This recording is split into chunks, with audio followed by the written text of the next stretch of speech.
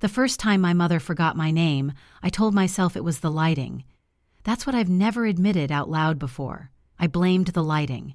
The way the late afternoon sun slants through those wide memory care windows and turns everything soft and hazy, like an old photograph that's been left on a dashboard too long. I told myself the light was in her eyes. That's why she squinted at me and said, polite as a stranger in a checkout line, "I'm sorry, honey, remind me." But that wasn't the worst part. The worst part was Whitney. I'm Sloan Morgan. I'm 38. I've been a court reporter in Central Virginia for 14 years. My entire adult life has been spent listening carefully, recording exactly what people say, catching the half-second pause before someone lies, noticing when a sentence is rehearsed. You would think that would make you good at recognizing trouble in your own family. It doesn't, not right away. 3 weeks ago, at our mother Vivian Morgan's 75th birthday brunch in the Maple Ridge Memory Care Wing, Whitney laughed when Mom forgot me. Laughed. That bright church choir, nothing to see here laugh she does. She squeezed Mom's hand and said, "Oh, don't worry, she's nobody important." Nobody important. I remember the exact way the word nobody floated in the air between us. Like it was fragile. Like if I reached out and touched it, it might shatter and cut me. I didn't argue. That's the part that surprises people when I tell this story. I didn't defend myself. I didn't correct her. I didn't cry. I kissed my mother's forehead, asked my daughter Maya to grab the gift bag, and I walked out. But by Monday morning, Whitney was about to lose every piece of paper that gave her power over our mother. And if you've ever had a sibling quietly rewrite your role in your own family, you already know that kind of reckoning doesn't come from yelling. It comes from paperwork. Let me take you back. Maple Ridge sits about 45 minutes outside Charlottesville if you don't get stuck behind farm equipment. I've made that drive so many times I could probably do it blindfolded. The hills roll soft and green. There's one red barn with a sagging roof, 3 cows that never seem to move, the same gas station at mile marker 32 where the coffee always smells burnt. That Saturday, Maya was in the passenger seat with her hair French braided down her back. Crooked at the bottom because her dad, Mark, tries, but bless him, he's not great at braids. She was holding a small wrapped box in her lap. "What if she doesn't know me?" Maya asked, staring out the window. "She knows you," I said automatically. "That's not what I mean, doc kids. They go straight for the heart of it, don't they?"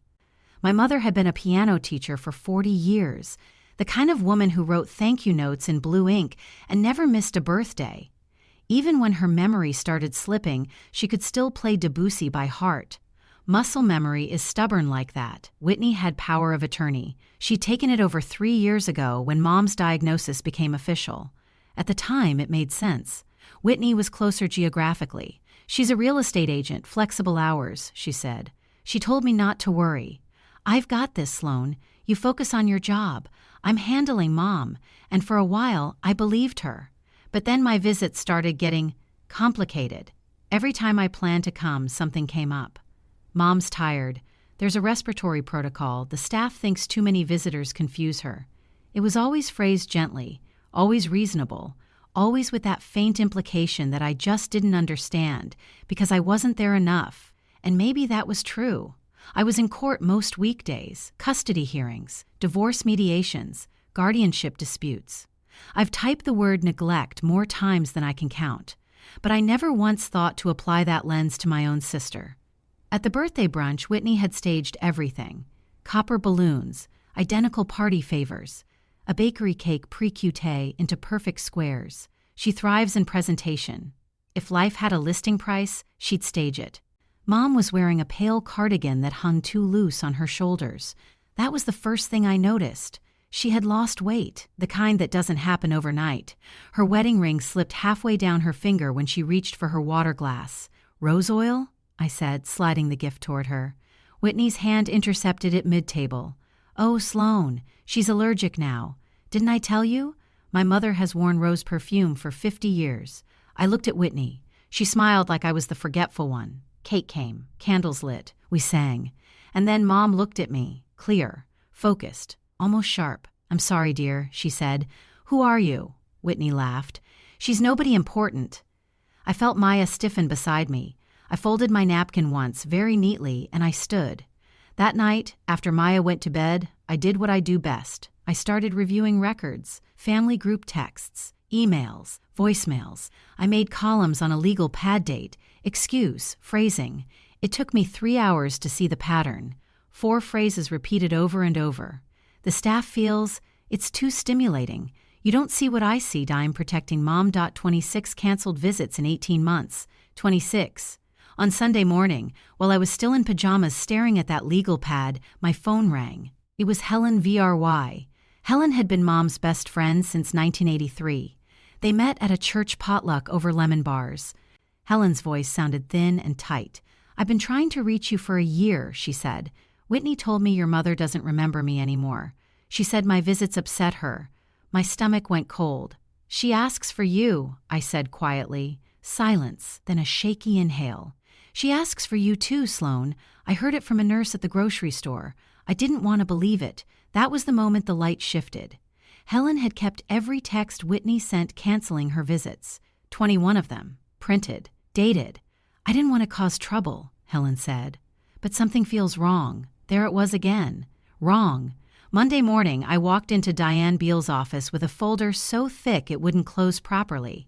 Diane is the kind of attorney who doesn't waste adjectives. Navy suit, sharp eyes. She flipped through my documents in silence. When she reached the timeline of canceled visits and the financial summary I'd pulled from Mom's trust, she leaned back. "Has your sister renovated her kitchen recently?" she asked. My chest tightened. White marble counters, copper range hood, Instagram caption. Finally treating myself after years of sacrifice, there had been $32,800 withdrawn from Mom's trust over 12 months for property preparation. Mom's house hadn't been listed. Diane tapped the table once. "We file Wednesday." When Whitney found out she'd been served, she came to my house that night. She didn't knock.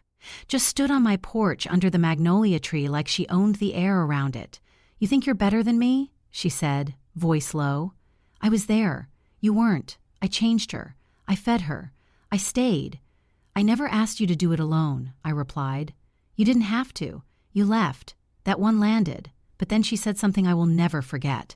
"If you push this, I'll tell her you abandoned her. Every visit, I'll make sure the last feeling she has about you is disappointment. There are threats, and then there are surgical strikes." I didn't yell. I stepped back and said, "Get off my porch." Wednesday, Diane filed for emergency modification of power of attorney. Thursday night, Marlene, the head nurse at Maple Ridge, called me. "They're trying to transfer your mom Monday," she said. "A facility almost 2 hours west. No memory care specialization." My hands went numb. Distance, isolation, control. Friday morning in Judge Caldwell's courtroom, Whitney sat in navy, composed. Her attorney argued it was sibling jealousy, family disagreement. Then Diane placed Mom's handwritten note on the bench. "I hadn't told you about that yet, have I?" 4 months earlier, during a lucid afternoon, Mom had pressed a folded scrap of paper into my palm. I hadn't opened it until this week. It said in pencil, "Sloan, something isn't right. Please." 11 words. Judge Caldwell read it twice. Then he granted emergency modification. Whitney removed. Me appointed temporary POA. Immediate injunction on the transfer. Whitney's face didn't crumple. It calcified. Outside the courtroom, she didn't speak to me. But the silence said everything. The next Saturday, I walked into Maple Ridge without an excuse waiting in my inbox. Maya carried her pink notebook she'd been marking every canceled visit with little black stars. 39 stars. 39. Mom was sitting at the upright piano, sunlight pooling around her hands. I sat beside her. Didn't rush. Didn't announce myself. She turned her palm over and held my fingers. Not my name, my fingers. And honestly, that was enough. Over the next year, we stabilized everything. Court oversight, financial audit, restitution ordered. Whitney had to repay the trust. She sold her car. Her supervised visits dwindled, then stopped. She sent me one letter 18 months later, apologized, didn't ask forgiveness. I didn't respond. Some closures are quiet. Mom passed on a Tuesday morning in April. I was there. Maya was there. Marlene stood at the door. Mom squeezed my hand twice before her breathing softened. She never said my name again after that birthday brunch. But she always reached for my hand.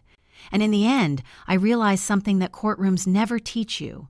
Importance isn't about who gets named in the will, or who holds the paperwork first, or who looks the most devoted from across the room. It's about who shows up when it costs something. If you've ever had to fight quietly for someone who couldn't fight for themselves, I see you. If you've ever been called nobody important by someone who wanted to shrink you out of a story that was always yours, I see you too. And if this story resonated with you, if you've lived a version of it or are living it right now, subscribe to her Untold Revenge. This is where we tell the stories people try to rewrite. Share this video with someone who needs to remember they are not invisible, not in their own family, not in their own life, because sometimes it only takes 11 words to straighten your spine. And sometimes it takes a woman who's finally done being quiet